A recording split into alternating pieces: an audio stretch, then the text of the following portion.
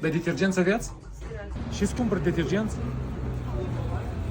Da, că nu știu că lângă Econom Plus aici la BAM. Bun, hai, mă duc. Dar detergenți aveți? Который вам нужен? E că e gândise, Ariel. Ariel sau Savex, nu știu. Care e bun? Ia spuneți voi în comentarii acolo. Lenor pentru bogați. Șampon antiperspirant, ca să fie mereu fresh și curat.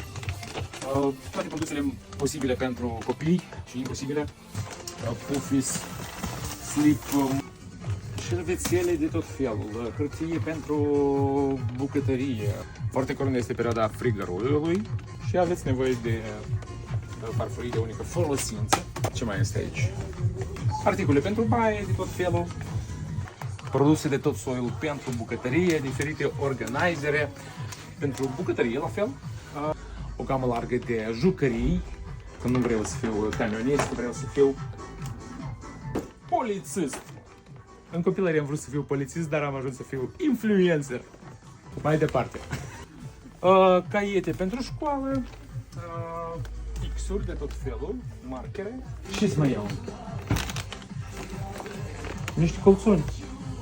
Problema colțunilor la bărbați, mereu lipsesc colțunii în garderobă.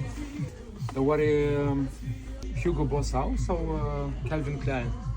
Dar Calvin Klein aveți? Nu! Calvin Klein. La revedere. Asta să meargă cu colțunile cum nu se vede. Hermes. Chiar mare noroc de magazinul ăsta Econom de la BAM. Aici găsești toate produsele de uscașnic.